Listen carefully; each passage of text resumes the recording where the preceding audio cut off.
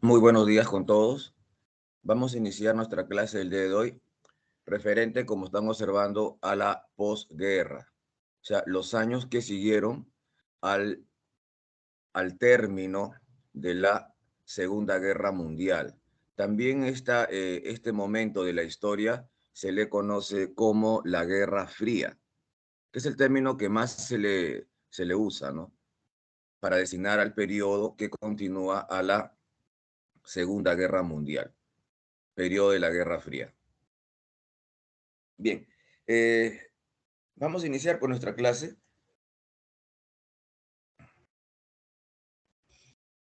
Vemos ahí, bueno, la imagen, estoy compartiendo la imagen, están observando la imagen que estoy compartiendo donde dice Guerra Fría. Respondan, por favor, rapidito. Sí se ve. Perfecto. Ok. Bien, entonces, la Guerra Fría a ver, para explicar el término, ¿por qué Guerra Fría, no?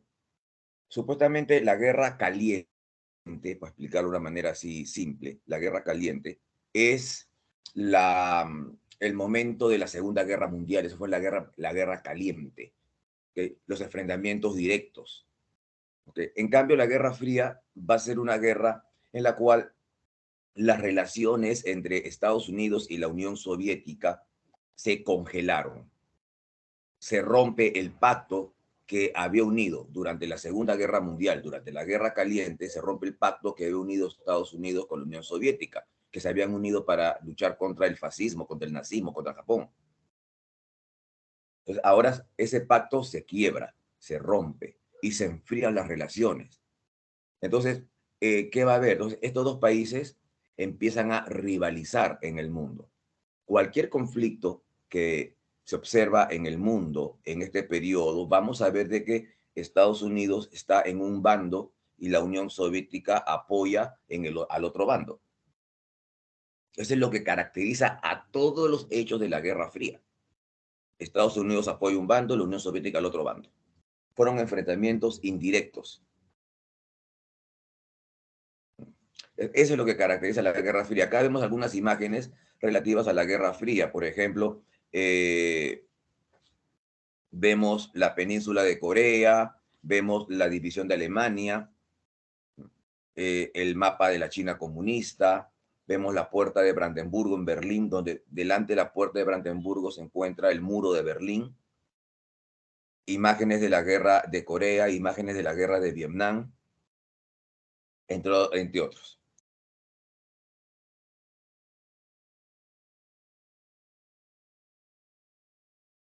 Entonces, estoy compartiendo ahí también la imagen o el concepto de Guerra Fría, como dice ahí, es un periodo armamentista, claro. Tanto Estados Unidos como la Unión Soviética van a prepararse, van a iniciar no, van a reiniciar en todo caso una carrera armamentista, una carrera nuclear. Entonces va a haber un periodo de tensión, ¿no? Porque cualquier conflicto que estallaba en esa época, sea la Revolución China, sea la Revolución Cubana, sea la crisis de Berlín, sea la crisis de los misiles soviéticos, sea la guerra de Corea, sea la guerra de Vietnam, insisto, vamos a ver que Estados Unidos apoyaba a un bando y la Unión Soviética apoyaba al otro bando con armas. Entonces fue una carrera armamentista. Entonces se temía de que en cualquier momento podía estallar una tercera guerra mundial. Se temía eso. Entonces, ese es el concepto general de Guerra Fría. ¿Hasta aquí alguna pregunta?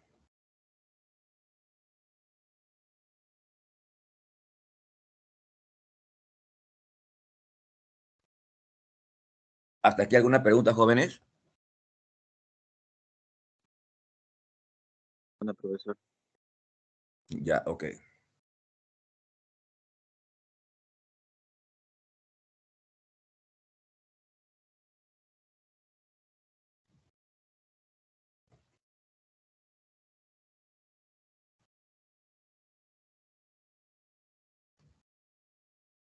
Entonces continuamos. Entonces ya sabemos lo que es la Guerra Fría, el enfrentamiento indirecto entre ambas potencias que estaban preparándose, que estaban armándose, una carrera nuclear. el apoyo a todo conflicto que había en la Guerra Fría. Estados Unidos apoyaba un bando, la Unión Soviética apoyaba a otro bando, por eso el enfrentamiento era indirecto, no se pelearon directamente. Algunas imágenes de la Guerra Fría, por ejemplo. Creo que estas imágenes son muy elocuentes.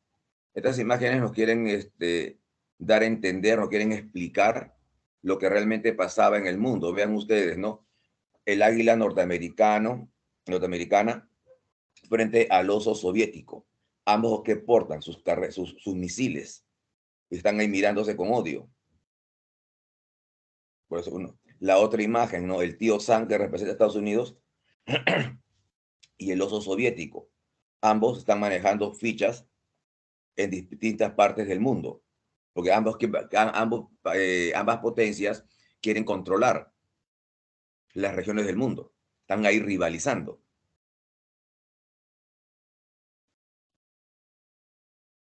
Más imágenes de la Guerra Fría. Por ejemplo, vemos la bandera norteamericana y en la sombra vemos la Estatua de la Libertad, ¿no? Que es uno de los símbolos de Estados Unidos. En el otro lado vemos la bandera soviética y vemos en la sombra el Kremlin, que es la sede de gobierno de la Unión Soviética.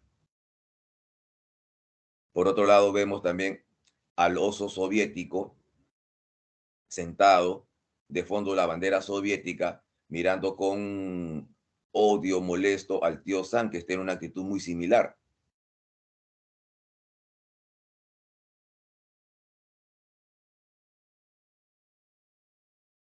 Luego vemos también otras imágenes, vean ustedes, el tío, bueno, los Estados Unidos con sus armas, la Unión Soviética con sus armas, enfrentándose. Luego vemos el puño, ¿no? El puño, tanto de Estados Unidos como de la Unión Soviética, rivalizando. Creo que estas imágenes son muy elocuentes de este periodo que estamos viendo. Ojo, nunca se pelearon directamente, ojo, nunca se pelearon directamente. Los enfrentamientos de ambos países, ambas potencias, fueron enfrentamientos indirectos, pero no se pelearon nunca directamente. Ah, el tío Sam. El tío Sam representa a los Estados Unidos. Es un personaje alegórico que representa a Estados Unidos. Es el tío Sam. Cuando tú dices tío Sam, es Estados Unidos. Es un personaje alegórico. Es una alegoría. ¿Está claro?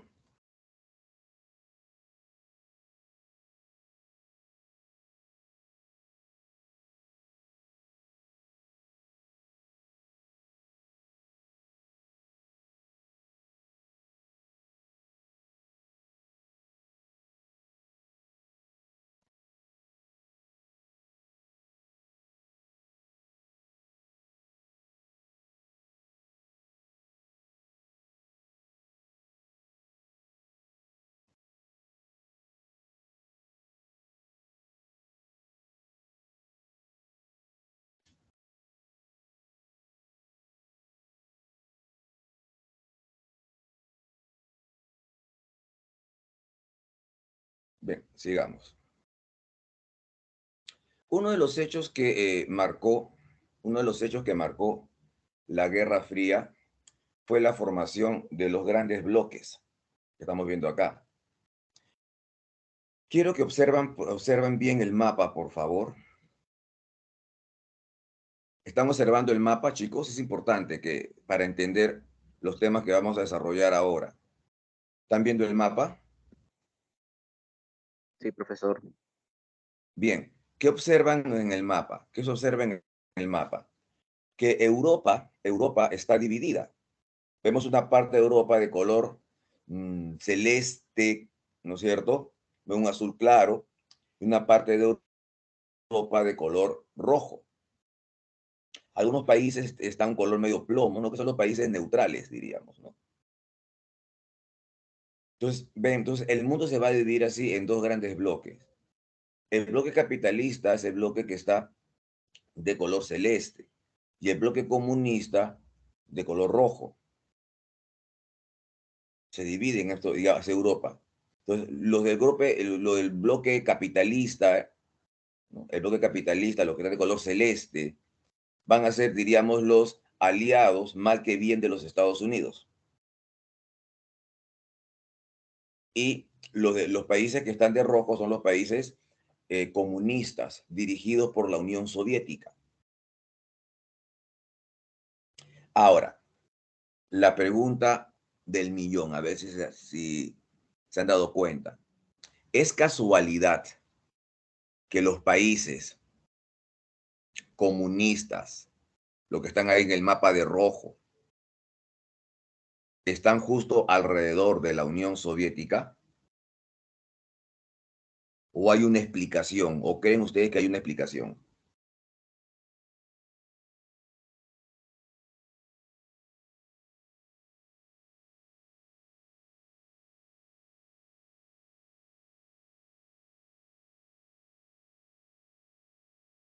A ver, ¿hay una explicación o no saben? ¿Por qué están alrededor de la Unión Soviética?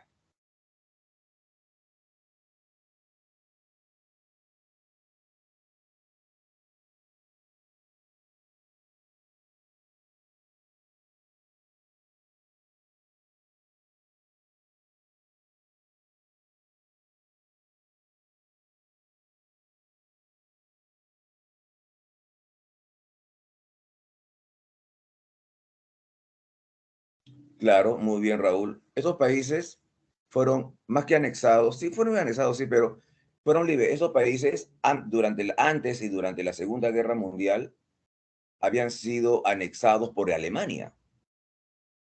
Recuerden que Alemania, ¿ok? Después de Austria, Alemania invade Checoslovaquia, luego Polonia se reparte con la Unión Soviética, luego Alemania inicia la Operación Barbarroja para invadir la Unión Soviética y previamente pues Alemania va a invadir países como Hungría, Rumania, para llegar así a la Unión Soviética.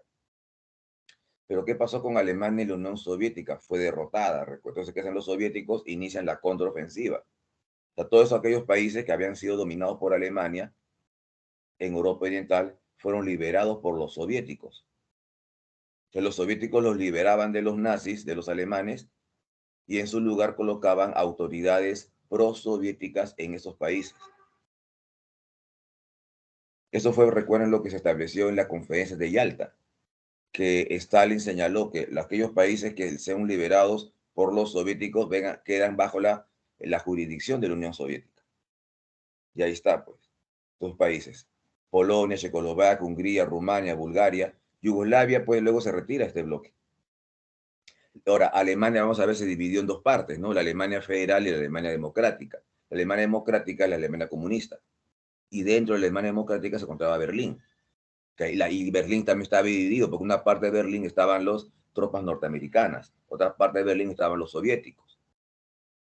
Entonces, por eso es de que Berlín fue dividida, se construyó luego el muro de Berlín allí, porque mucha gente quería entrar a ese Berlín celeste que ven ustedes ahí en el mapa, al Berlín occidental, donde estaban las tropas norteamericanas. Eso va a explicar en un rato, esto va a originar una crisis en Berlín. Winston Churchill, recuerden ustedes, Churchill fue un ministro y el primer ministro inglés durante la Segunda Guerra Mundial. En sus conferencias, Winston Churchill señalaba de que dice, una cortina de hierro ha dividido Europa en dos. Claro, para señalar pues esa cortina de hierro es también una explicación alegórica para señalar de que Europa estaba dividida en dos bloques, ¿no? El bloque capitalista y el bloque comunista. ¿Hasta aquí alguna pregunta, chicos?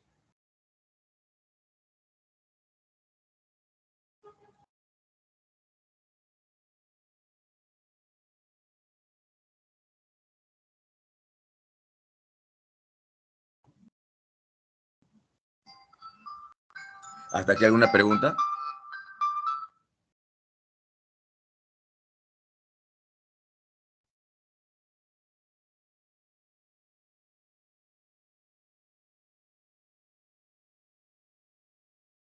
Entonces continúo. A ver, están escribiendo en el chat.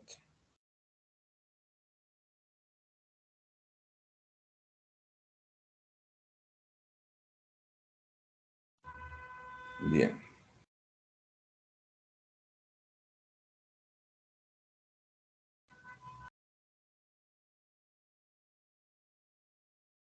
Ahí están los dos bloques que se van a formar. Nuevamente vemos el mapa y los dos bloques que se formaron, el bloque capitalista y el bloque comunista.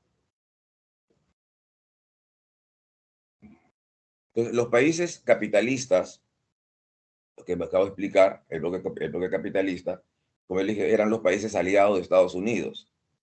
Ahora, ¿qué zona de Europa estamos viendo allí? ¿En dónde están estos países? Están principalmente en Europa occidental. Estos países, a Estados Unidos, estos países les presta dinero, porque después de la guerra, todos sabemos, Europa fue escenario de la Segunda Guerra Mundial. Europa, la economía europea quedó destruida, quedó devastada totalmente. Entonces, Estados Unidos, ¿qué hace? No, por temor a la influencia del comunismo, Estados Unidos, ¿qué hace? Presta dinero a estos países para que estos países se recuperen económicamente. Esta recuperación económica se realizó a través del llamado Plan Marshall. Entonces, así, este bloque capitalista se recupera económicamente gracias al apoyo norteamericano. Estos países se agrupan militarmente en torno a la Organización del Tratado del Atlántico Norte, cuyas siglas se leen OTAN. Entonces, esa es la agrupación militar. Entonces, la idea es, ¿no? Si un país se mete con cualquiera de nosotros, todos juntos intervenimos. Esa es la OTAN. La Unión Soviética no se va a quedar atrás y también dirige, pues, el bloque comunista. Su bloque comunista. Su zona de influencia, como se va en el mapa, es Europa Oriental. El equivalente al Plan Marshall, pero en el bloque comunista, es el Plan Molotov. Y el equivalente a la OTAN, pero en el bloque comunista, es el Pacto de Varsovia. Recuerden, Varsovia, capital de Polonia. Estos son los dos grandes bloques económicos y militares que se van a formar. En todo caso, no bloques, son dos bloques políticos, capitalista y comunista, que fueron reforzados militar y económicamente. ¿No? Estados Unidos y su grupo, la Unión Soviética y su grupo.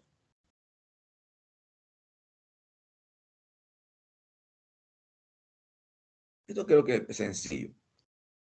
Dentro del concepto de la Guerra Fría, en el concepto de la Guerra Fría, ¿no? De este panorama de la Guerra Fría, nace la idea del tercer mundo.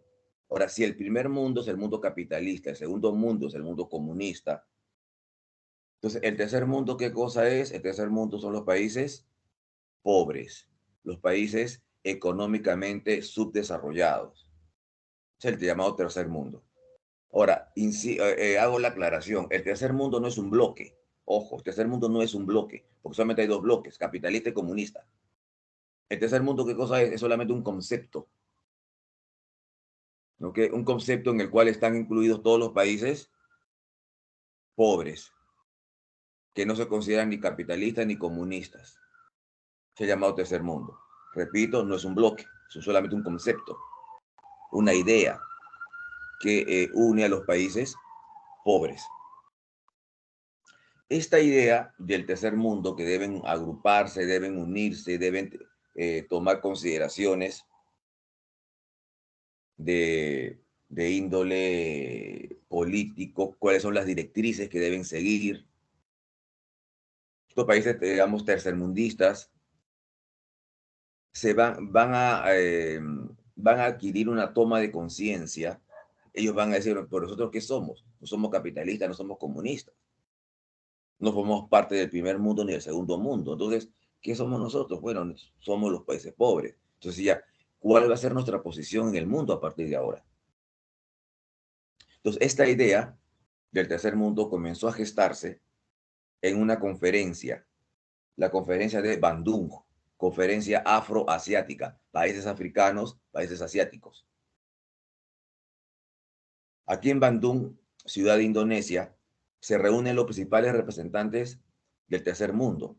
Nehru de la India, Zhou Enlai de China, Sukarno de Indonesia, Nasser de Egipto, se reúnen aquí. Y estos países, como estos países habían sido colonias de las potencias, estos países, porque en esta época, después de la Segunda Guerra Mundial, muchas colonias comenzaron a independizarse. que van a adquirir una toma de conciencia. Entonces esos países van a decir, bueno, hemos sido colonias, sabemos lo que hemos sufrido como colonias. Entonces nosotros condenamos totalmente el colonialismo.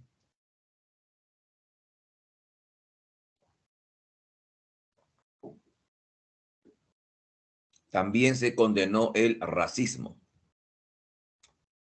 y las armas atómicas, porque estos países pues fueron víctimas de todo eso. Las pruebas atómicas que se hicieron en la Guerra Fría se ensayaron precisamente en estos países, en Oceanía, por ejemplo, en las antiguas colonias. Entonces estos países están en contra de eso. O sea, todos los aspectos del cual ellos fueron víctimas, ellos van a condenarlo. Colonialismo, racismo y las armas atómicas.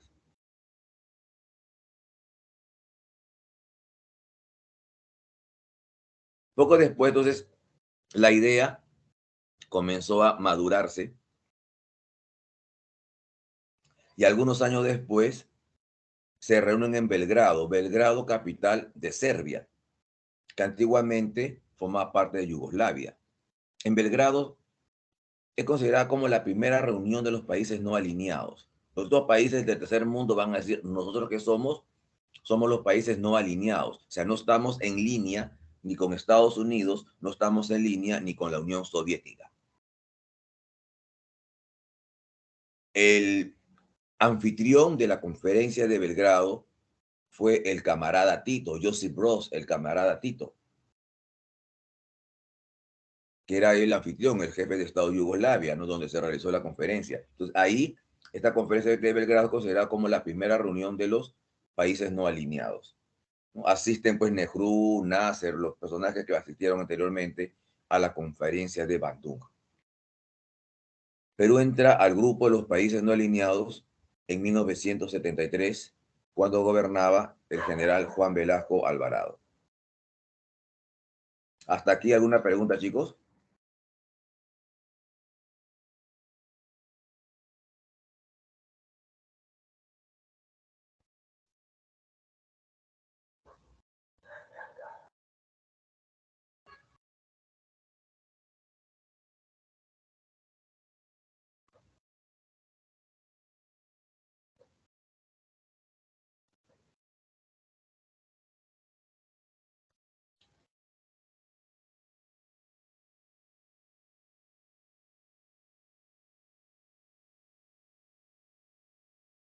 Bien, continúo entonces. Luego de la Segunda Guerra Mundial, o casi finalizando la Segunda Guerra Mundial, se crea las Naciones Unidas, la ONU, Organización de las Naciones Unidas.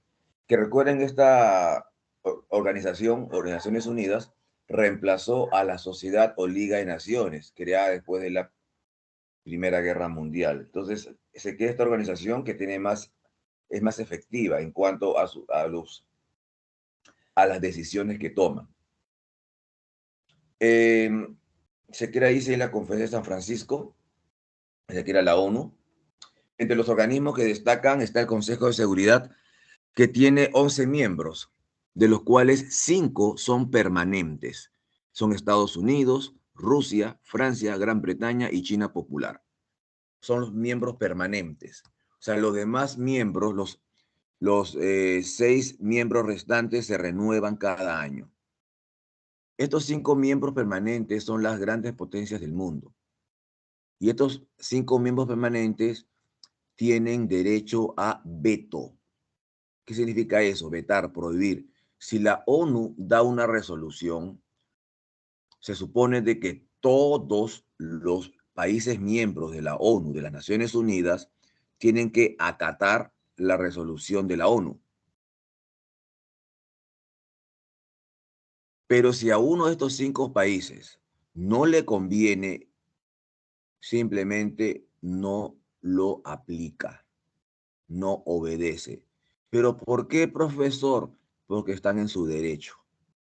Y estos países tienen derecho a veto.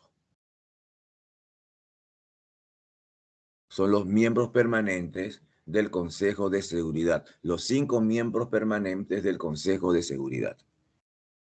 los que mandan en el mundo, en otras palabras, Estados Unidos, Rusia, Francia, Gran Bretaña y China Popular. Todos los Estados miembros se reúnen en la Asamblea, General, que tiene sede en la ciudad de Nueva York. El secretario general en la actualidad es el portugués Antonio Guterres. Tenemos el Consejo Económico y Social encargado de las actividades económicas. Tenemos el Tribunal Internacional de la Haya, que es el máximo organismo en materia de justicia. Y luego tenemos los organismos especiales, específicos, como el Fondo Monetario Internacional, el Banco Internacional de Reconstrucción y Desarrollo, la FAO, que es la Organización de las Naciones Unidas para la Alimentación, ¿no? Para Alimentación y Agricultura, la OMS, la Organización Mundial de la Salud, con sede en Ginebra, la UNICEF, la Organización Nacional o todo el organismo encargado de la protección de la infancia, la UNESCO, que es el organismo de la ONU encargado de la educación, la ciencia y la cultura. La OIT es la Organización Internacional del Trabajo. Son los organismos especiales de la ONU.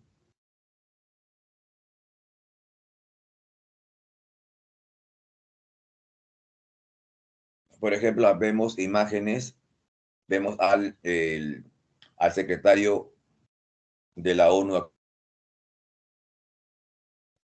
pues, ¿no? Acá un peruano, como todos sabemos, ocupó este puesto en 2 ocasiones consecutivas, que fue Javier Pérez de Cuellar. Vemos imágenes de la Asamblea General, que es en Nueva York, que la sede de la Asamblea General también en Nueva York, con todas las banderas del mundo. Y vemos el logo, ¿no? de las Naciones Unidas. ¿Qué están observando en el logo de las Naciones Unidas? ¿Qué la pueden describir?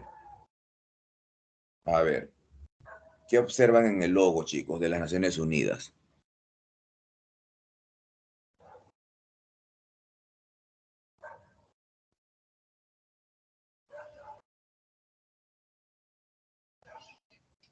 A ver, nadie puede decir qué están observando en el logo de las Naciones Unidas.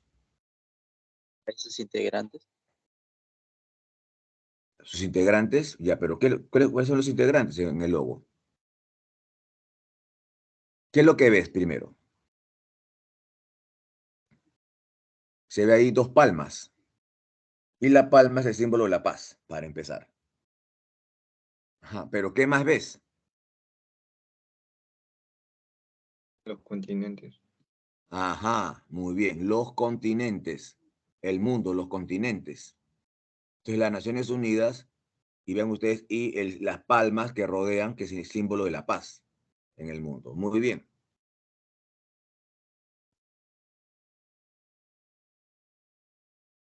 Después de la Segunda Guerra Mundial, potencias como Francia, como Inglaterra, entre otras, Holanda también, Bélgica, estos países, como entraron en crisis después de la Segunda Guerra Mundial, sus colonias aprovecharon y se independizaron.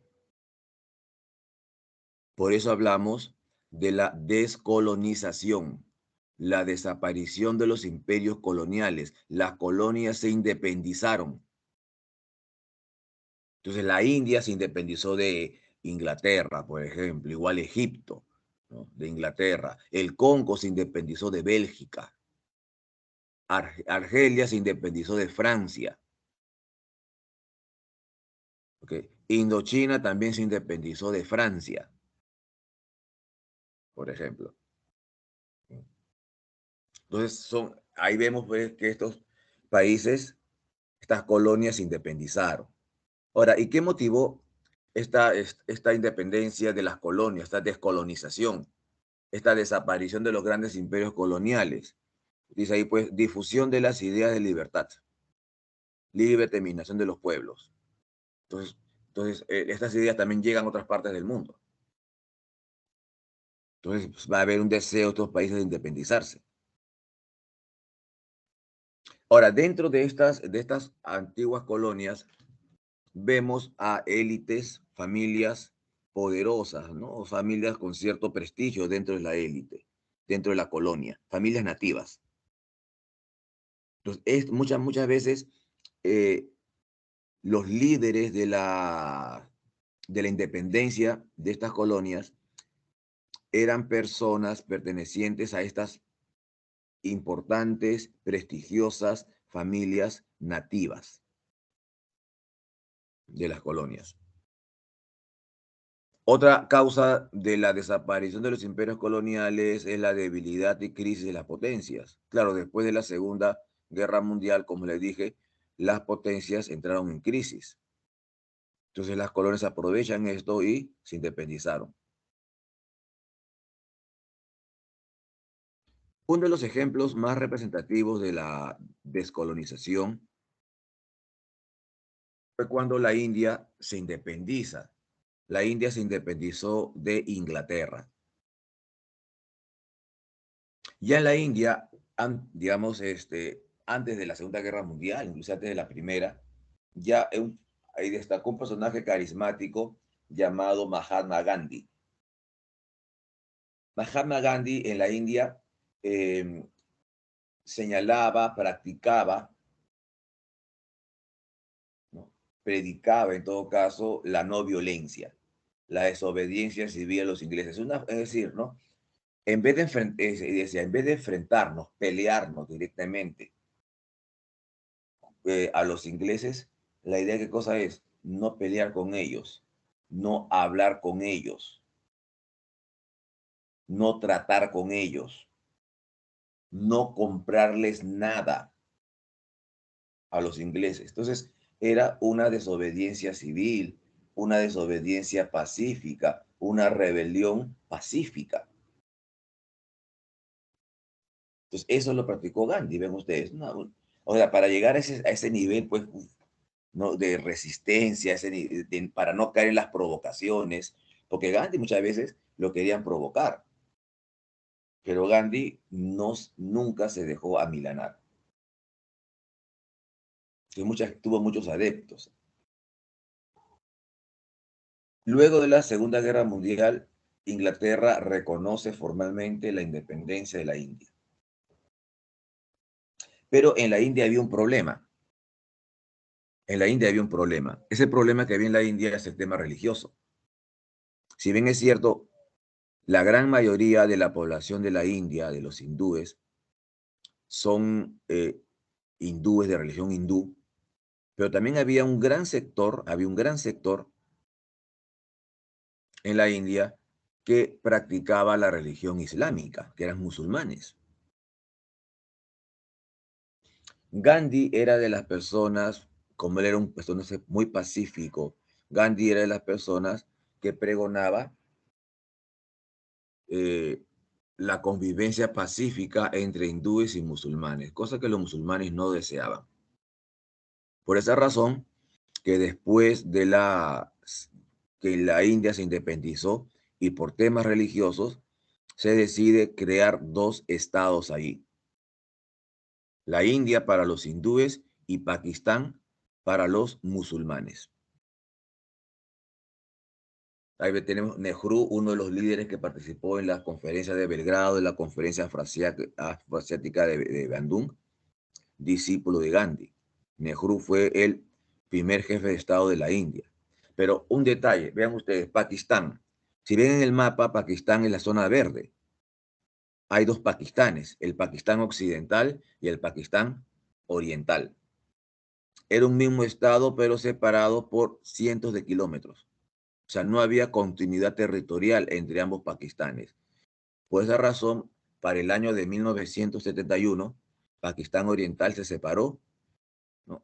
Y se creó Bangladesh. O sea, lo que era Pakistán Oriental se llama ahora Bangladesh.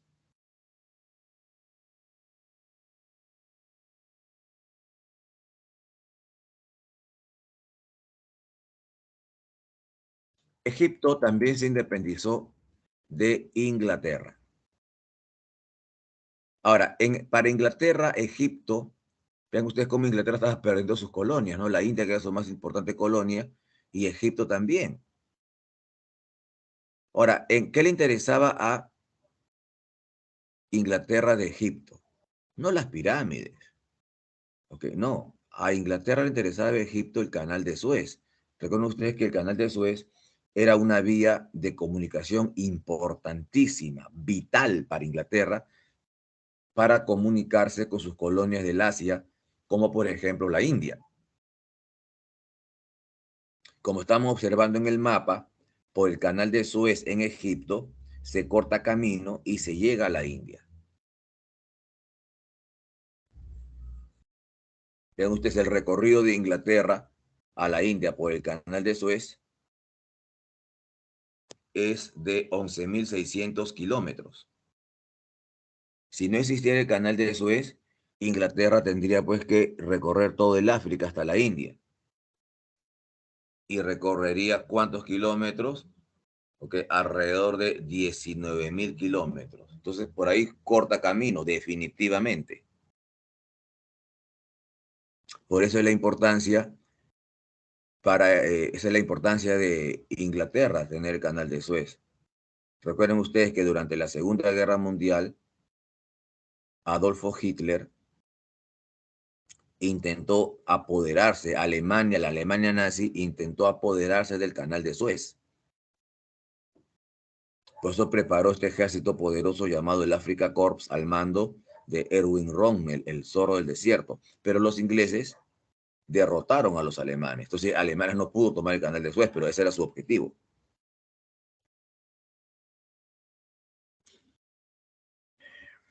Cuando asume el gobierno de Egipto, Nasser, lo primero que hizo fue nacionalizar el canal de Suez.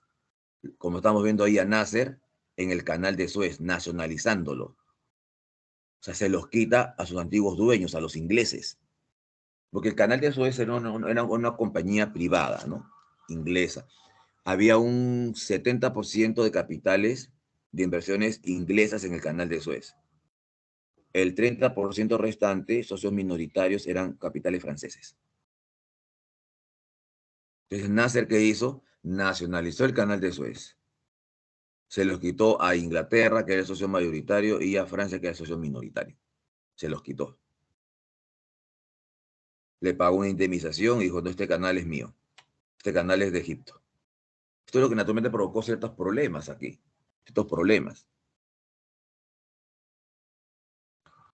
Eh, Luego, Egipto se une a Siria y crean la República Árabe Unida. Otros países que se independizaron fueron pues el Congo, que se independizó de Bélgica, Patrice Lumumba, su líder, y en Argelia se independizó de Francia, con Ahmed Ben Bella, su líder.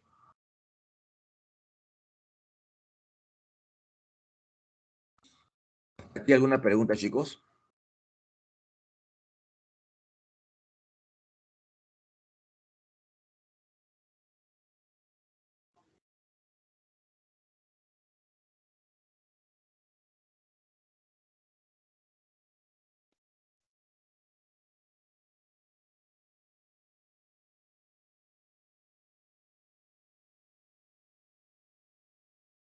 Profesor, ¿usted cree que pregunten sobre qué colonias se han independizado?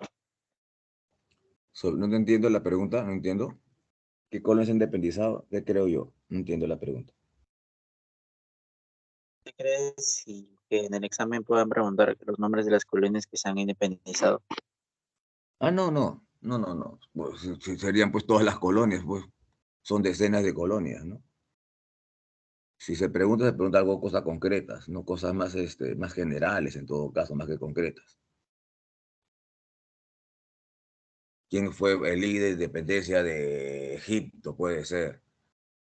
El líder de independencia de la India. O sea, ¿quién fue el personaje que lideró la independencia de la India? Cosas como esas, pero ponerse el nombre de todos los países que se independizaron no es difícil, ¿no? No, no te preocupes en ese sentido.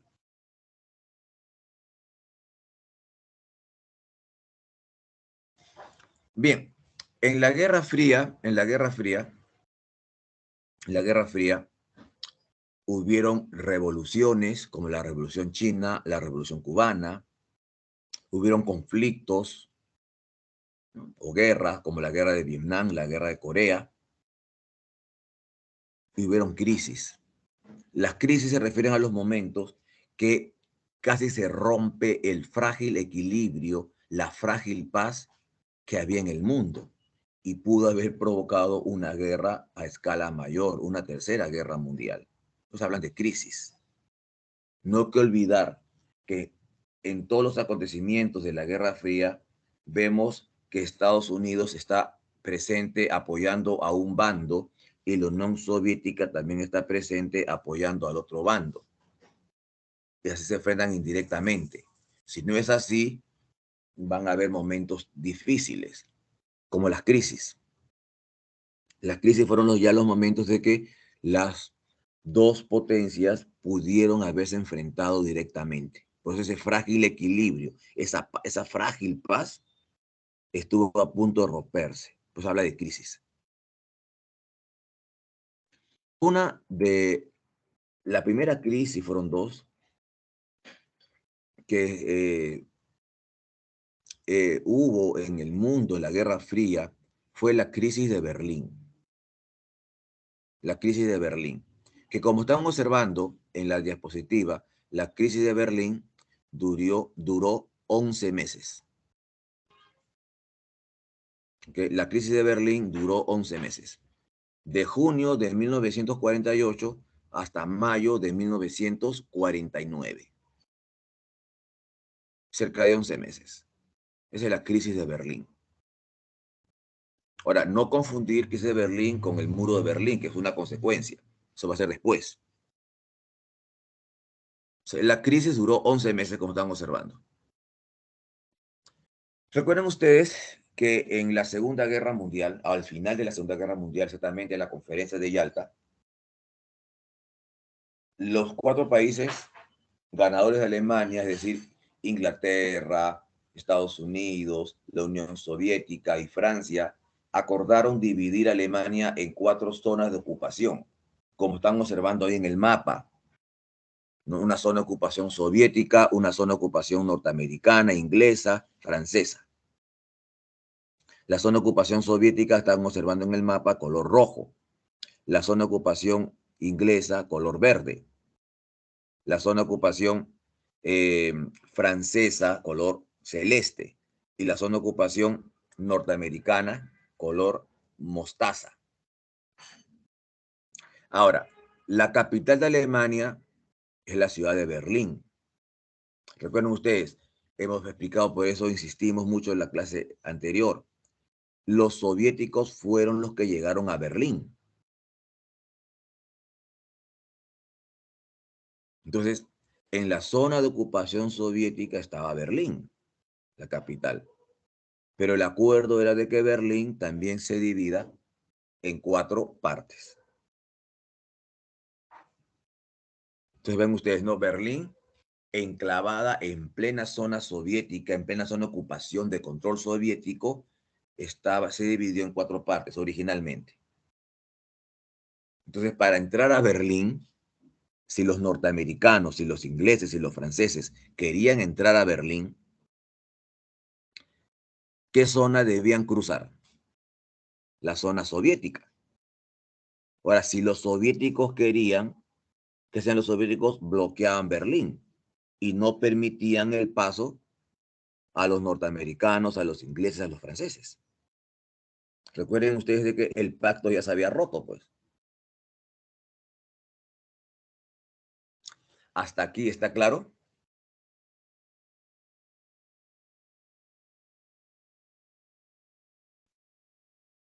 ¿Hasta aquí está claro, chicos?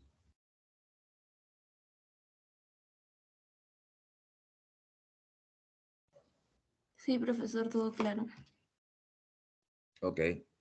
Es bueno entender esto para explicar. Me gusta ser detallista, ¿no? Para esta parte, para que lo entienda. Muy bien, entonces. Sigamos.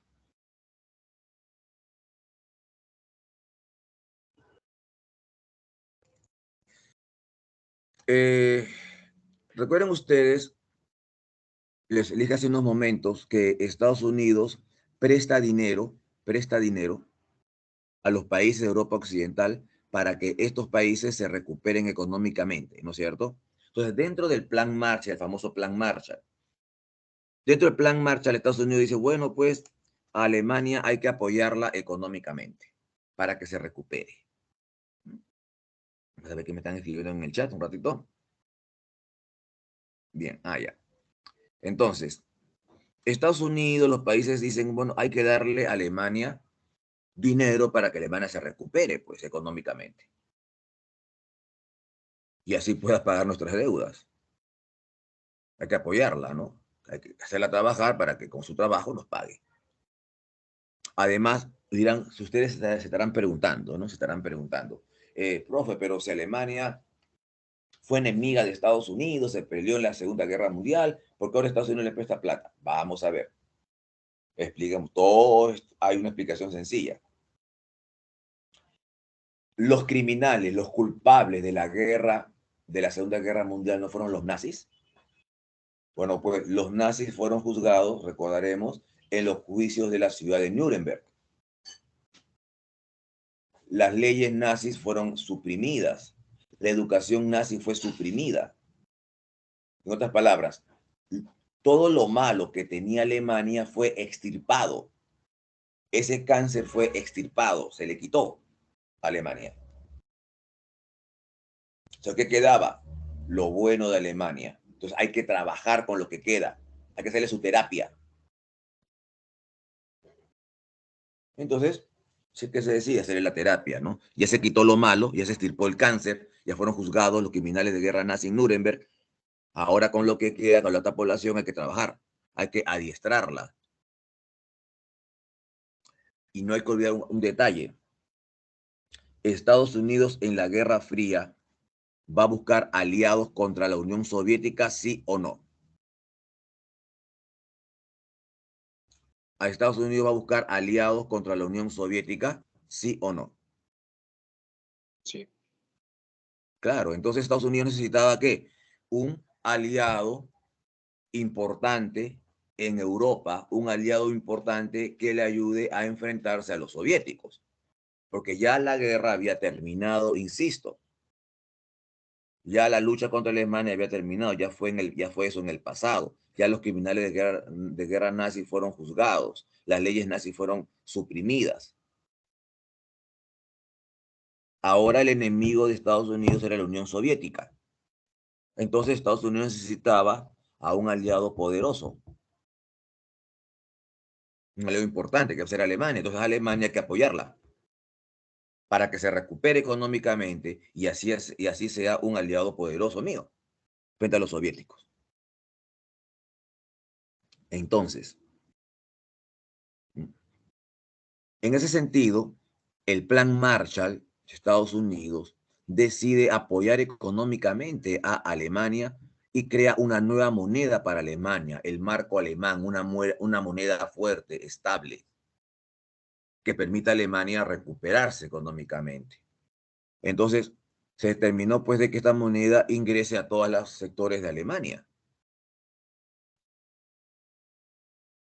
Sin embargo, José Stalin, vivía en esta época, José Stalin dijo, no, esa moneda alemán, el marco alemán, no entra a Berlín, porque tienen que cruzar, pues. Recuerden ustedes, las tropas norteamericanas, inglesas, tienen que cruzar territorio controlado por los soviéticos.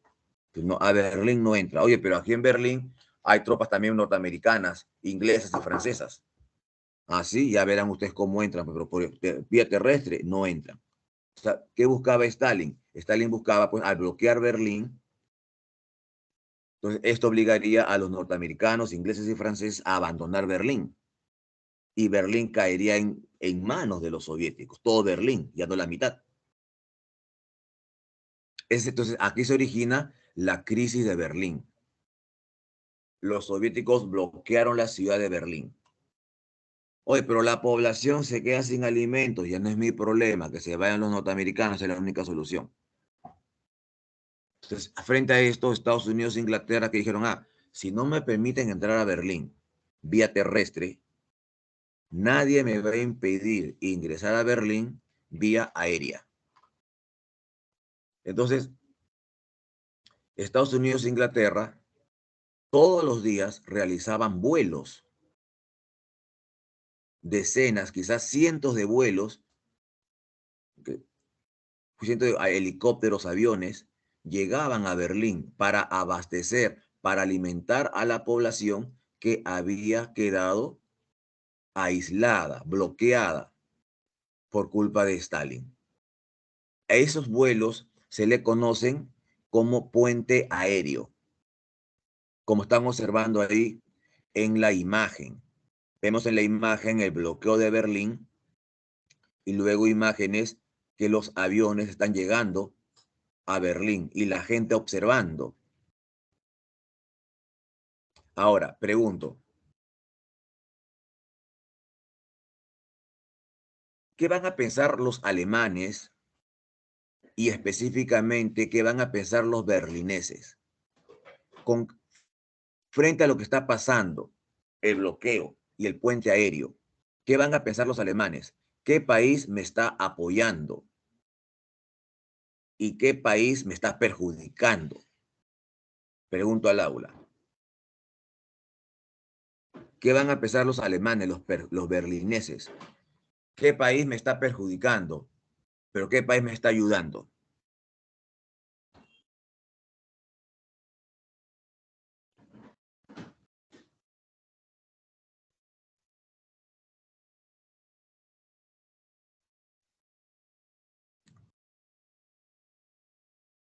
A ver, ¿nadie responde? Que la URSS los perjudicaba y Estados Unidos los apoyaba. Exacto, muy bien, Raúl. Ok, muy bien, Juan Carlos. Ok, exacto, ¿están de acuerdo? Entonces, ¿con qué país se van a sentir más identificados?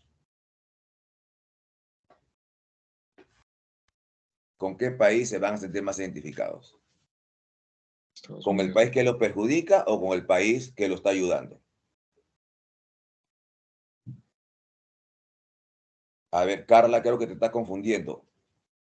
Carla ha puesto acá, me perjudica Alemania. Si Alemania es, digamos, si Alemania es la víctima, ¿quién está perjudicando a Alemania? En todo caso. ¿Quién está perjudicando a Berlín? Como dijo por sus compañeros, ¿no? El país que me está perjudicando es la Unión Soviética. El país que está perjudicando a Alemania, ¿okay? Que está molestando a Alemania, es la Unión Soviética. No Alemania. Alemania es la perjudicada. ¿Por qué me perjudica a la Unión Soviética? Porque me está bloqueando. ¿Cierto? ¿Por qué me está ayudando? Estados Unidos. Entonces, ahora sí, ok. Entonces, ¿con qué país me voy a identificar? Con los Estados Unidos. Me está apoyando, me está dando económicamente, ¿no es cierto? Una no moneda, pero los soviéticos me están perjudicando.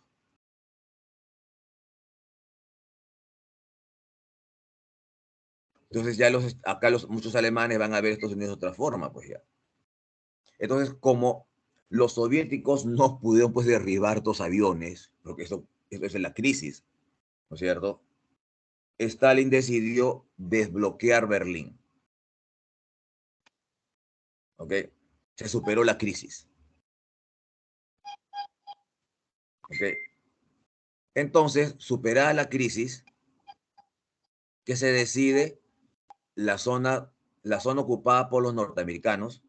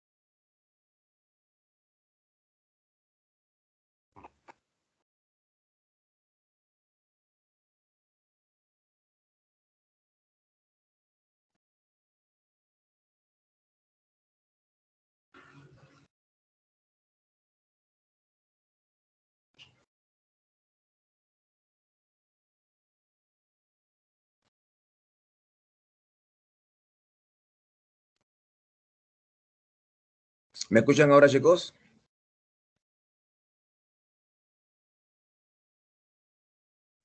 Sí, profesor. Listo. Gracias.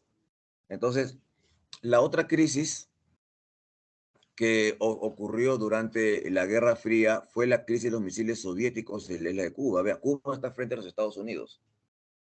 ¿Okay? Cuando Fidel Castro triunfa en la Revolución Cubana y recibe apoyo de la Unión Soviética, inmediatamente Cuba se inclina al bloque de países comunistas. Ahora, para Estados Unidos este era un dolor de cabeza, ¿no? Porque Cuba está frente a los Estados Unidos. Ahora, que un país vecino sea aliado del enemigo va a ser un constante dolor de cabeza. Y es más, ¿no? Cuando los norteamericanos descubren en la isla de Cuba misiles que apuntaban directamente a los Estados Unidos. Como estamos viendo en el mapa, de haberse disparado estos misiles, gran parte de Estados Unidos se vería afectado. Esta crisis de los misiles duró 13 días. No, si la crisis de Berlín duró 11 meses, la crisis de los misiles soviéticos en Cuba duró solamente 13 días, pero fueron los días más difíciles aún. Entonces, el gobierno de Kennedy exige al gobierno soviético liderado por Nikita Khrushchev que desmantelara dichos misiles. Inicialmente, Nikita Khrushchev, los soviéticos se negaron. Se negó, ¿no es cierto?, a desmantelar los misiles. Entonces, ¿qué hizo Estados Unidos? Estados Unidos inmediatamente ordenó bloquear la isla de Cuba. Con sus barcos bloquearon la isla. Ante esto, los soviéticos enviaron sus barcos para pelear. Entonces, esta crisis duró, repito, 13 días. Que el mundo pudo ser testigo del estallido de una tercera guerra mundial. Entonces, todo un problema hubo acá. Porque entonces se exigió. Entonces, Nikita Khrushchev dijo, bueno, ya, yo saco mis misiles de la isla de Cuba y tú, ¿no?, Estados Unidos, tú, John Kennedy, ordenas a tus tropas norteamericanas que están en Berlín Occidental que salgan de allí. No, entonces yo no voy a salir de Berlín, yo estoy protegiendo a los berlineses. Yo tampoco voy a desmantelar mis misiles. Entonces todo un problema, duró 13 días. Al fin y al cabo, los misiles soviéticos, como dice ahí, fueron desmantelados, fueron desinstalados. Ahora, pero se puede decir, ganó Estados Unidos. No, porque Estados Unidos también sacó misiles similares que tenían en Turquía. Turquía, país vecino de la Unión Soviética. Entonces, Estados Unidos, los soviéticos desmantelaron sus misiles en Cuba y también Estados Unidos desmanteló sus misiles en Turquía. Fue el acuerdo. ¿Está claro hasta ahí, chicos?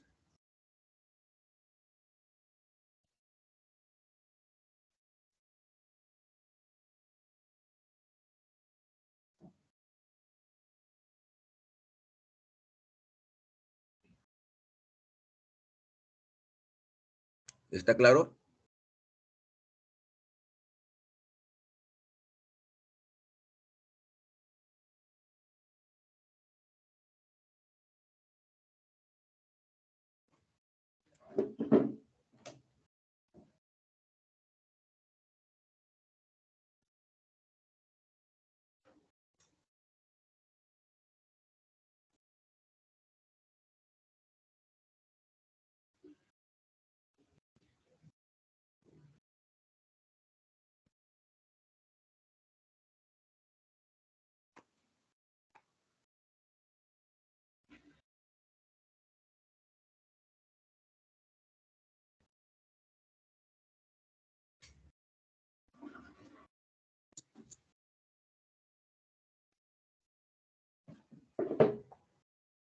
Ok, gracias. Entonces continuamos. Ahora vamos a hablar de las revoluciones durante la Guerra Fría. Son dos revoluciones, la Revolución China y la Revolución Cubana. Insisto, ¿no? En todo acontecimiento de la guerra Fría, vemos que Estados Unidos apoya un bando y los soviéticos apoyan al otro bando. Entonces es algo común, algo típico. En la Revolución China se enfrentaron dos bandos, los comunistas liderados por Mao Zedong contra los nacionalistas liderados por Chiang Kai-shek. Si dicen comunistas, ya sabemos qué potencia los va a apoyar. Si somos nacionalistas, va a ser apoyados por los Estados Unidos, los comunistas por la Unión Soviética. ¿Ok? Entonces ganan los comunistas de Mao Zedong. Se funda la República Popular China. Luego se produce la ruptura chino-soviética. Se rompe relaciones, ¿ok? China con los soviéticos, que eran sus antiguos aliados. Eso naturalmente gustó a los Estados Unidos, porque su enemigo, la Unión Soviética, perdía un aliado poderoso, que es la China Popular. Dentro de este contexto, va a ser el presidente Richard Nixon quien hizo una visita oficial a China Popular. O sea, la estaba reconociendo finalmente. Cuando muere Mao Zedong, fue reemplazado por Deng Xiaoping. Este señor, Deng Xiaoping, okay, fue una persona muy inteligente. Él sentó las bases para el desarrollo económico de China. O sea, si actualmente China es un país económicamente muy poderoso, es porque las bases de ese poderío económico la realizó el señor Deng Xiaoping, que supuestamente era un comunista. Sin embargo, él dijo, no importa, o sea, él aplicó en su gobierno medidas no comunistas, liberales, todo lo que quiera. Entonces aplicó ciertos momentos, ciertos aspectos de las ideas económicas liberales, del capitalismo, para que China se desarrolle económicamente. Entonces él dijo, hay una famosa frase de Deng Xiaoping, dijo, no importa de qué color sea el gato, con tal que case ratones. Entonces, ¿eso qué indica? Pues que él era una persona muy práctica. A ver, alguien apague su micrófono, por favor. Deng Xiaoping era una persona muy práctica. O sea, no importa el color del gato, con tal que case ratones. O sea, no importa si seas comunista, no importa, pues, si gracias al comunismo o al capitalismo, no importa. Lo que importa es que se produzca. Por ejemplo. Okay. Sin embargo, si bien esto China se desarrolló económicamente, pero también hubo mucha represión política. Son dos caras de una misma moneda, ¿no? Prueba de ello es la represión que hubo en el año de 1989. Vemos ahí los estudiantes, ¿ok? Salieron a protestar digamos, porque ellos exigían mayores libertades políticas y sociales y protestaron en la plaza de Tiananmen. Estamos en una imagen de los tanques. Hubo una terrible matanza. Cientos de estudiantes comenzaron a disparar contra los estudiantes. En la Revolución Cubana, Fidel Castro, apoyado por el argentino Ernesto Guevara La Serna, el Che Guevara, entre otros, sacan del poder a Fulgencio Batista, que era un dictador apoyado por los Estados Unidos. Y luego, como ya sabemos, Cuba se inclina al bloque comunista.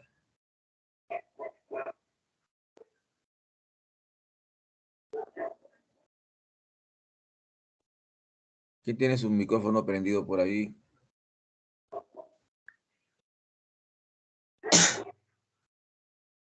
Catherine, tu micrófono creo se escucha.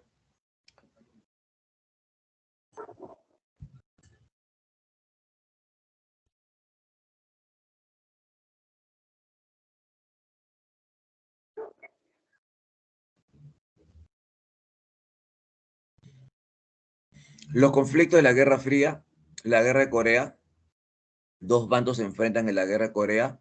Corea del Norte, zona comunista, apoyado por la Unión Soviética, se enfrenta al gobierno del sur, a Corea del Sur, apoyado por los Estados Unidos.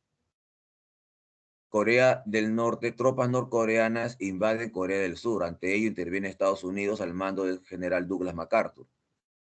Douglas MacArthur, ¿no?, libera, vota a los norcoreanos que habían invadido el sur y arrasan con toda Corea del Norte, llegando a la frontera de China Popular. En esa época, Estados Unidos todavía no reconocía a China Popular.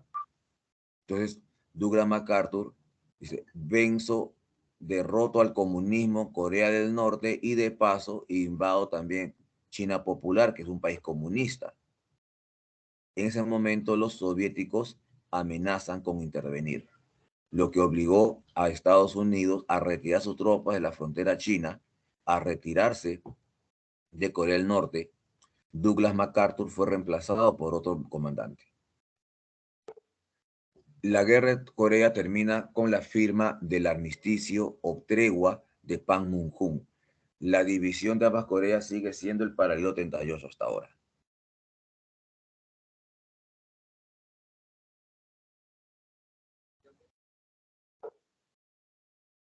Vietnam.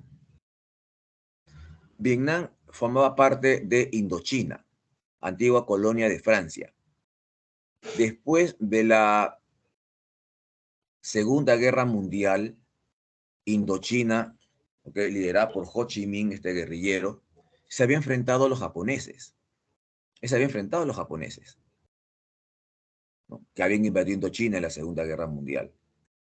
Una vez que Japón pierde, una vez que termina la Segunda Guerra Mundial, Japón se va, Francia quiso recuperar el control de su antigua colonia.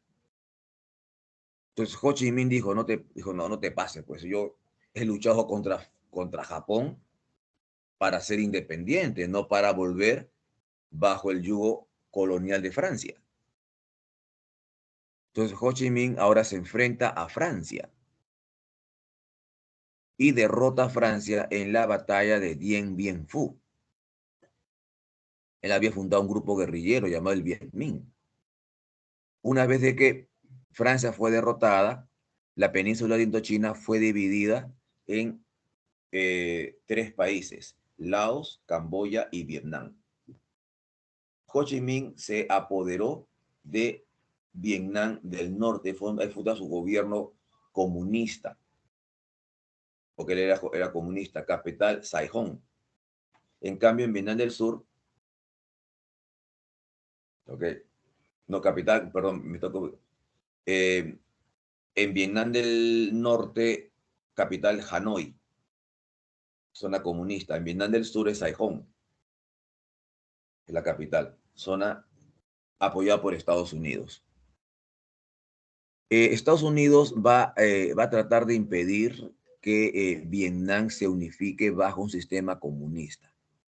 Entonces, frente a ello, los comunistas de Vietnam del Norte, con gente del sur que apoyaba a los del norte, fundan el Frente de Liberación Nacional, o Vietcong, que luchó contra Estados Unidos y logra expulsar a Estados Unidos de Vietnam. Cuando esto se realiza, Vietnam se pudo reunificar bajo un sistema comunista.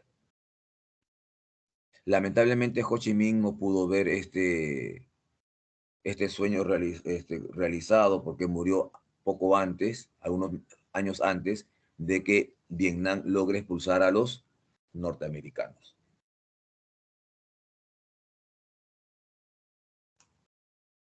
Entonces, Ho Chi Minh es un personaje importante, referencial en la historia de Vietnam. Entonces, lo que deben saber, aquí en la guerra de Vietnam se enfrentan 2 bandos, Vietnam del Norte contra Vietnam del Sur. Un Vietnam comunista, el norte, otro Vietnam capitalista, o pro-norteamericano, aliado a los norteamericanos. Entonces, frente a ellos se funda el Frente de Liberación Nacional, llamado Vietcong, que va a estar dirigido por Ho Chi Minh, quienes se van a enfrentar a los norteamericanos y logran vencerlos.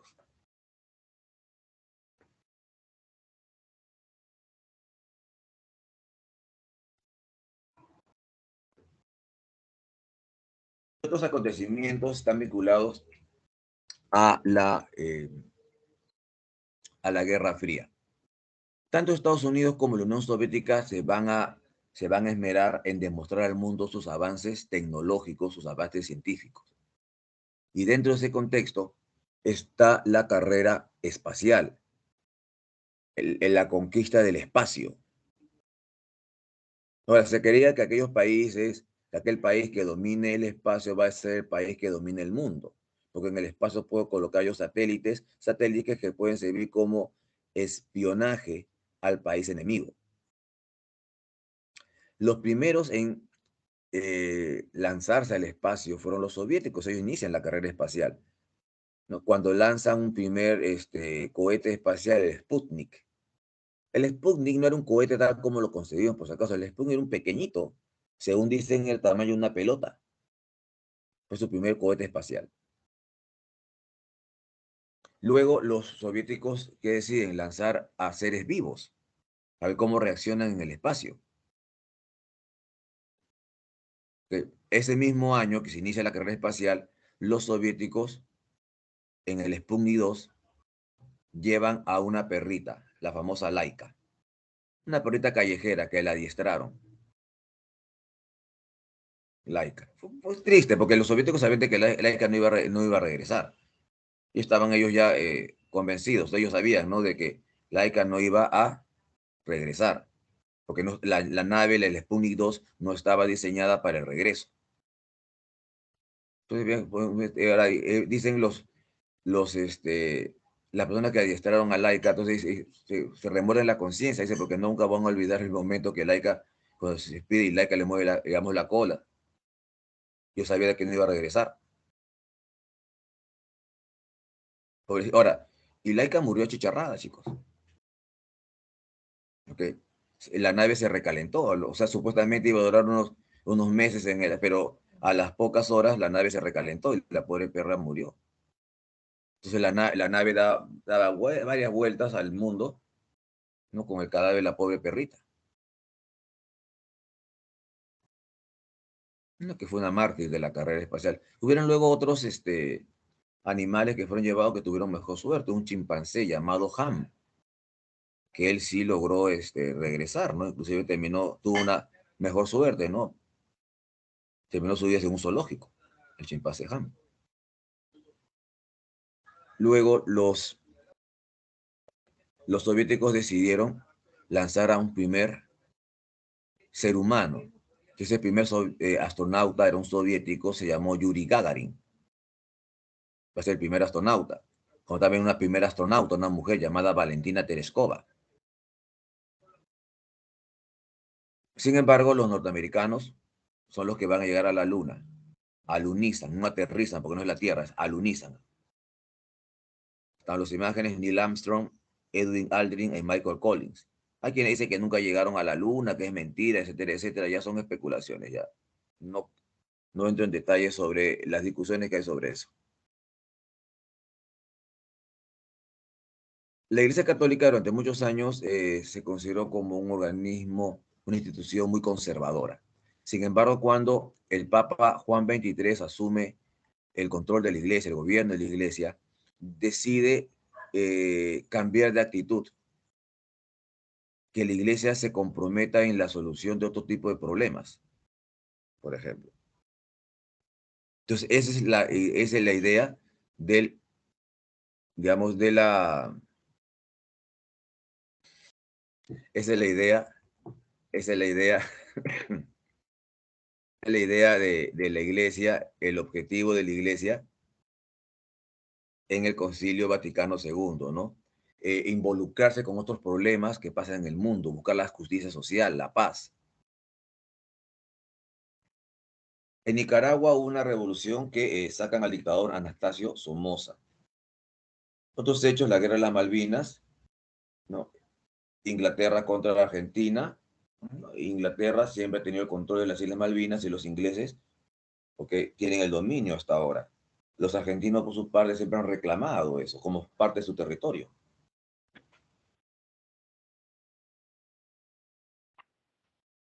Pero no pudieron lograr su objetivo, su meta.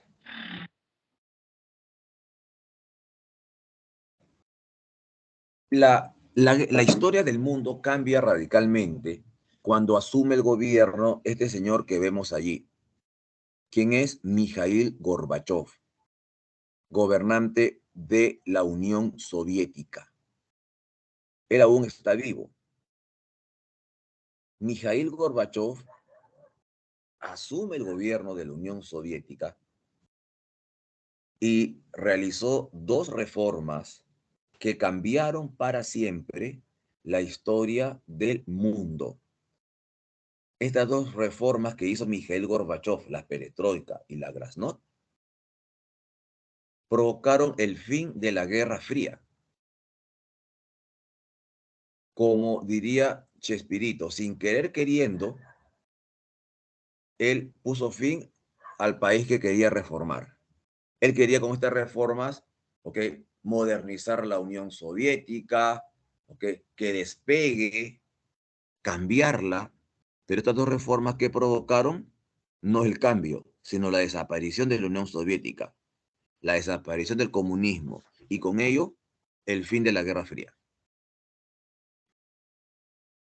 La perestroika se refiere a los cambios económicos. En un país de economía comunista, la perestroika que va a incluir, recuerden ustedes, el comunismo que defiende la propiedad estatal, el comunismo está en contra de la propiedad privada.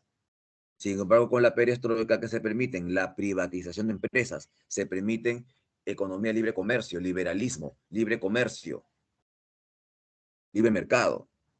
Esas cosas lo hace Mikhail Gorbachev. La glasnost se refiere a los cambios políticos, democracia, transparencia informativa. Pues veamos a ver, la perestroika, dice ahí, o reestructuración de la economía soviética. Es una economía comunista, da paso a una economía de carácter, diríamos, con tintes privados, privatización de empresas, libre mercado, cosa que en el comunismo pues no lo permite. Sin embargo, él lo estableció. Esa es la perestroika. Entonces, a partir de Mikhail Gorbachev, se permite, por ejemplo, el ingreso de capitales privados extranjeros en un país donde nunca hubo capitales extranjeros. Por ejemplo, les pongo el ejemplo, no, la Coca-Cola. Nunca había Coca-Cola en la Unión Soviética antes, pero a partir de la perestroika se permite ese tipo de cosas. Empresas privadas invierten en la Unión Soviética. Esa es la perestroika. Muchas empresas del Estado fueron privatizadas. Esa es la perestroika. La glasnost es la transparencia informativa. Se permite la libre expresión. Entonces, esto que permite que la gente se involucre con los cambios. Y la gente que exija, por lo tanto, también reformas, democracia, mayor participación en el gobierno, elecciones libres. Por eso que Mikhail Gorbachev, dentro de estas medidas, por ejemplo, también cambia la Constitución. Y al cambiar la Constitución que establece la democracia directa, porque antiguamente no había democracia en la Unión Soviética, había comunismo. Las autoridades soviéticas eran elegidas por el Partido Comunista, dentro del mismo Partido Comunista. Entonces, al haber una democracia directa, entonces se crea un Congreso de Diputados, una especie de parlamento, con gente, no, digamos, gente de todo tinte político, no solamente comunistas. Y esos van a apoyar a Mikhail Gorbachev a los cambios que él pretendía hacer. Pero ¿qué va a pasar? Al haber democracia, chicos, al haber democracia, la Unión Soviética, recuerden, estaba integrada por 15 repúblicas. Entonces, las 15 repúblicas sometidas al comunismo soviético, al comunismo ruso. Entonces, uno a uno de estas 15 repúblicas se fueron independizando. Entonces, la Unión Soviética se integrada por 15 repúblicas.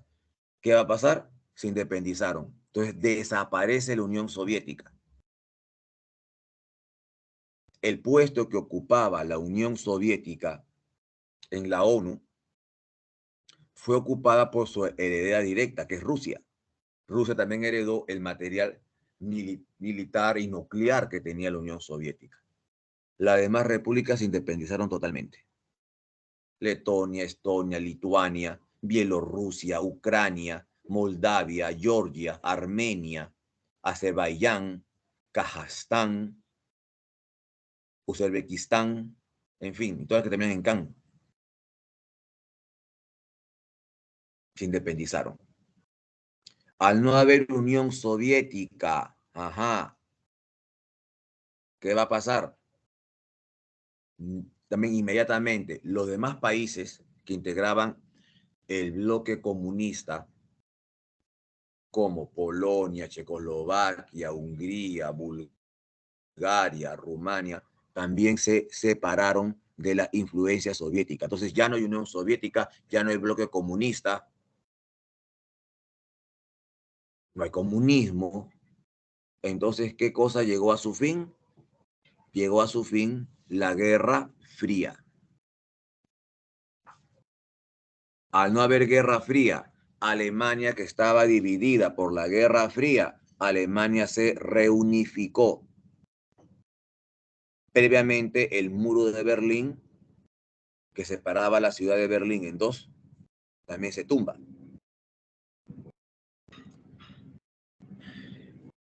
Cuba ya dejó de tener la importancia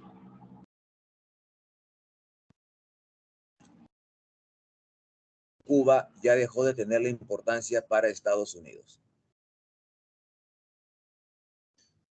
Porque ya pues la Unión Soviética ya no existía. Esta de Mikhail Gorbachev también influyeron mucho en Yugoslavia, que el país también se va a desintegrar. Voy a explicar en un rato eso.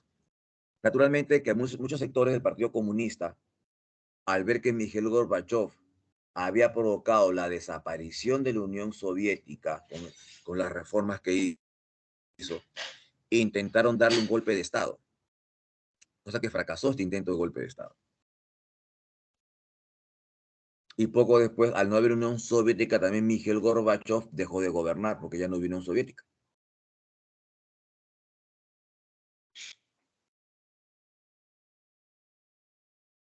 Yugoslavia, vamos a ver. Yugoslavia como país nació después de la Primera Guerra Mundial, como reino de los serbios, croatas y eslovenos. Serbia, ¿recuerdan ustedes el país que provocó la Primera Guerra Mundial? En la Segunda Guerra Mundial, okay, la monarquía que había ahí fue abolida, pero los yugoslavos lucharon contra Alemania principalmente. Es en este momento que destaca un guerrillero llamado Josip Broz, más conocido como el camarada Tito. Una vez que vencen a los alemanes, a los italianos, Josip Broz se quedó gobernando Yugoslavia. Yugoslavia, que era un país federal integrado por 6 repúblicas dirigidas por Serbia. Ahí vemos la imagen de Josip Broz. Es el mapa de Yugoslavia, chicos. Serbia, Montenegro, Kosovo, porque Kosovo luego se separa, voy a explicar también ello. Serbia, Montenegro, Croacia, Eslovenia, Macedonia y Bosnia y Herzegovina. Estas repúblicas se fueron independizando. Cada país, Eslovenia, Croacia, que fue independizando, Serbia le hacía la guerra, porque quería mantener, en todo caso, mantenerlos bajo su yugo. Estos países no, digamos, lograron independizarse. La ONU tuvo que intervenir. Macedonia también se independizó. Ahora, pero lo más difícil fue cuando Bosnia y Herzegovina quería independizarse. ¿Por qué? Porque en Bosnia y Herzegovina habitaban, ahí está, vemos Bosnia y Herzegovina, habitaban serbios, croatas y albaneses musulmanes. O sea, entonces, ¿cómo queda Bosnia y Herzegovina? ¿En manos de quién queda? Los serbios ya en manos de los serbios, los croatas en manos de los croatas, y los musulmanes eran los que estaban desamparados.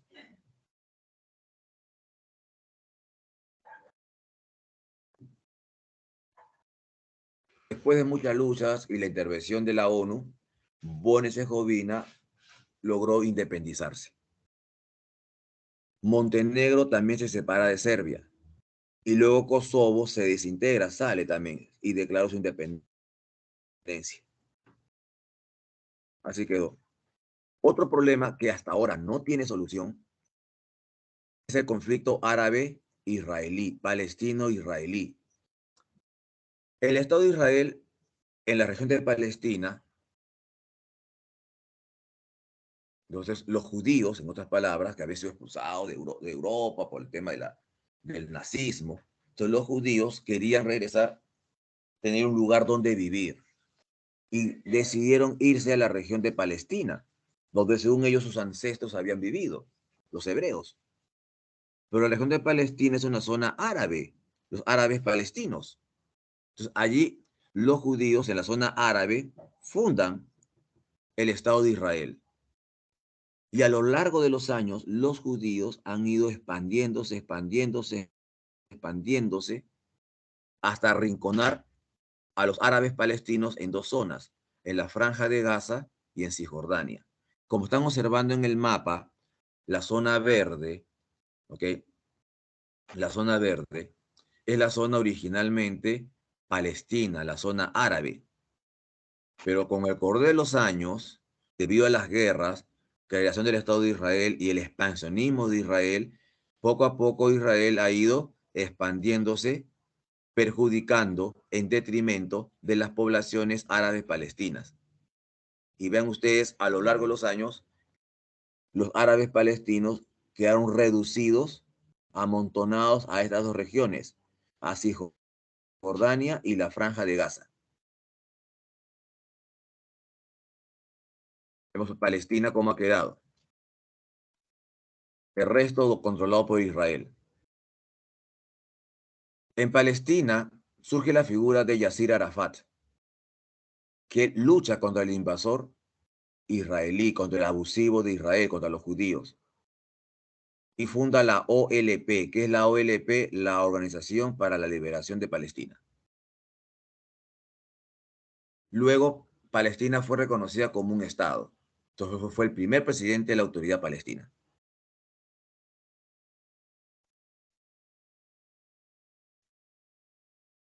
Entonces, las guerras árabe-israelíes o palestinas-israelíes, en la primera guerra, pues cuando el Estado de Israel se crea sin tomar en cuenta los requisitos planteados por la ONU. Entonces, Israel se enfrenta a todos los países árabes. Israel gana. Esto es lo que provoca la expansión del Estado de Israel, del Estado judío, en la zona árabe. En la Segunda Guerra, Nasser, gobernante de Egipto, nacionalizó el canal de Suez. Hemos explicado esto, ¿no? Originando una crisis en la región. Cuando nacionaliza el canal de Suez. Él impide, por ejemplo, que barcos israelíes naveguen por el canal de Suez, zona árabe. Él no va a querer eso. Lo que va a originar una guerra acá, un conflicto internacional. En la guerra de los 6 días, Israel obtuvo territorios 4 veces más grandes que su estado original. Vemos cómo Israel se está expandiendo. Israel se enfrenta a Egipto, a Siria, a Jordania. Y la vuelve a ganar. En la guerra de Yom Kippur fue la primera vez que el Estado de Israel fue atacado por los árabes, sorpresivamente. Y Israel vuelve a ganar. Pero los árabes, principales países árabes, países exportadores de petróleo, entonces como una manera de presionar Israel, los estados árabes, ¿qué hacen? Elevan el precio del petróleo, lo que obliga a intervenir Estados Unidos. ¿Okay? Y se firma la paz de Camp David entre Israel y Egipto, que es el principal país árabe que había luchado pues, contra Israel. Egipto recupera todos los territorios que Israel le había quitado, inclusive el Canal de Suez. Pero los demás países árabes que siguieron perjudicados por Israel. Por eso que la lucha continúa hasta ahora. No hay una solución a este problema.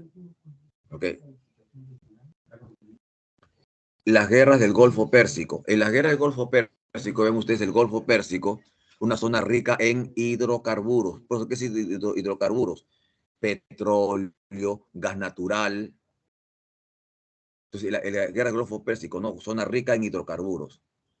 Petróleo, gas natural. Ven ustedes, ese es en el Golfo Pérsico, hay abundante. Por eso ven ustedes los intereses, los grandes intereses económicos que se juegan en este país. O en esta zona, no país, donde hay varios países.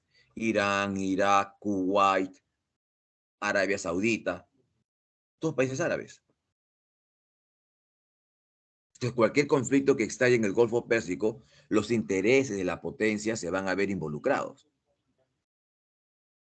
Hubo una guerra Irán-Irak, en la cual Saddam Hussein, que en esa época todavía era apoyado por Estados Unidos, se enfrentó a Irán, que era gobernado por el ayatollah Khomeini. La guerra fue larga, no hubo un ganador específico, y Saddam Hussein, sin embargo, quedó pues muy endeudado con Estados Unidos, que lo había apoyado. Por esa razón, Estados Unidos, como quedó muy endeudado, con Estados Unidos, Saddam Hussein quedó muy endeudado. Saddam Hussein que planifica otra guerra a Kuwait, país vecino también del Golfo Pérsico, sobre pretexto que le estaba robando. Entonces invade Kuwait. Estados Unidos interviene, defendió Kuwait con la famosa operación Tormenta en el desierto. Los iraquíes abandonan Kuwait, pero antes de abandonar Kuwait, bombardean varios pozos petroleros.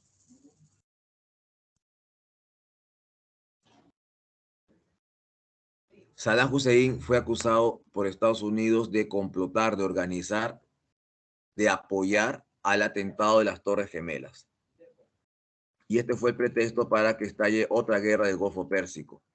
Esta segunda guerra del Golfo Pérsico, que significa la derrota y captura y ejecución de Saddam Hussein.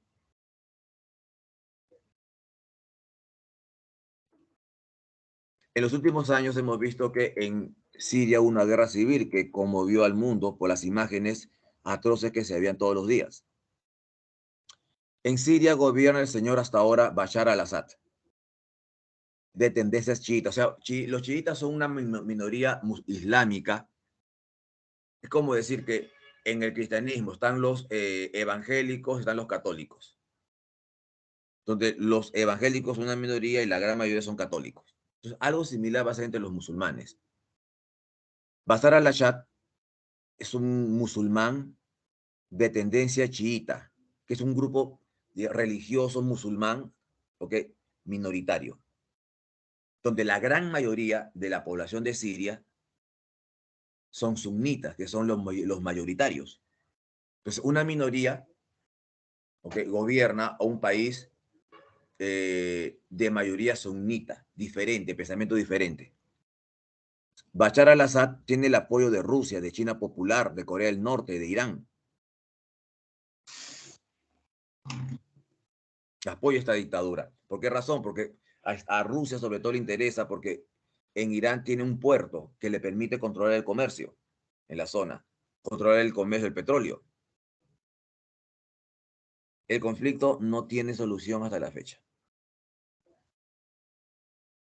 Últimamente, con esto concluyo, la guerra de Rusia contra Ucrania. Como dice, Rusia nunca abandonó sus planes de control, solo los países que integraron la antigua Unión Soviética. Por eso entre sus motivaciones está la de control, la de carácter estratégico, porque ante el deseo de Ucrania de integrar parte de la OTAN,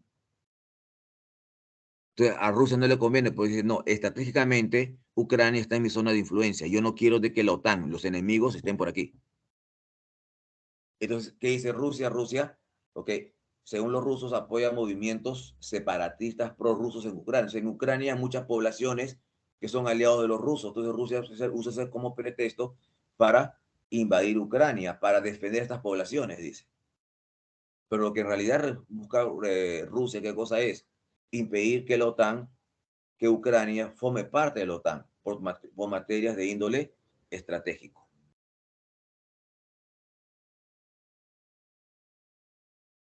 Chicos, dicto las claves.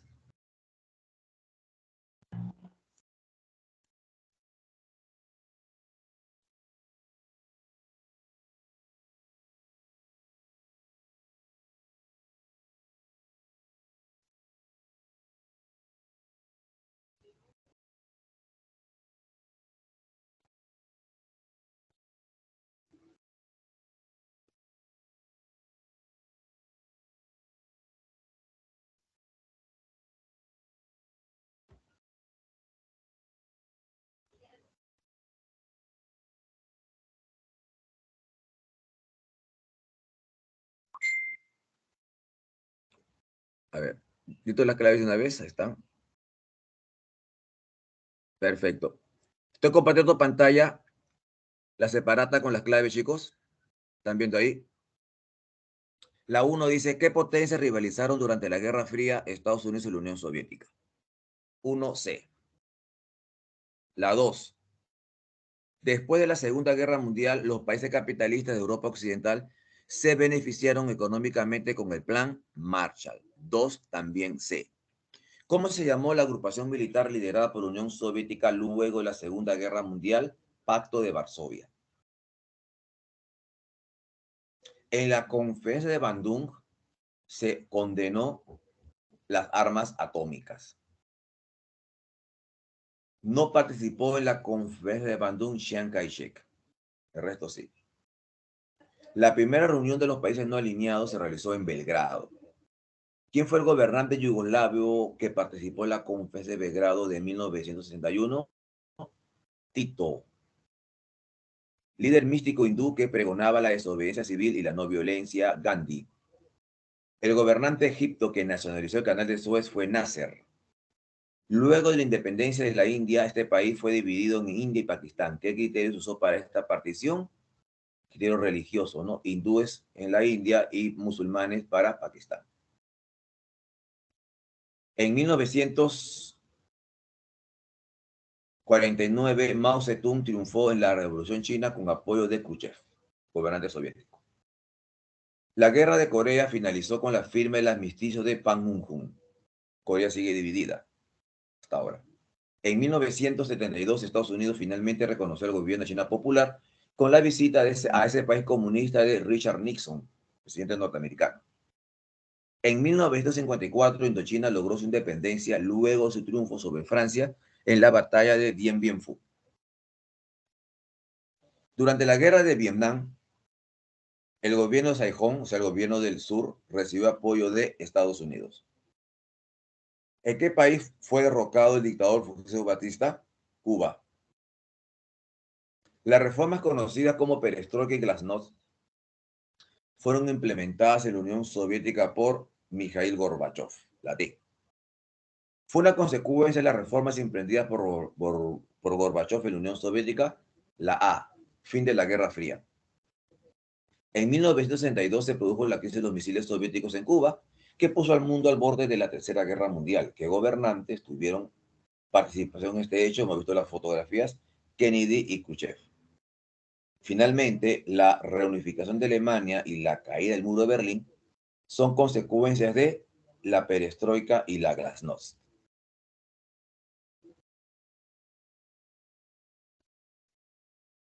Muy bien, jovencitos.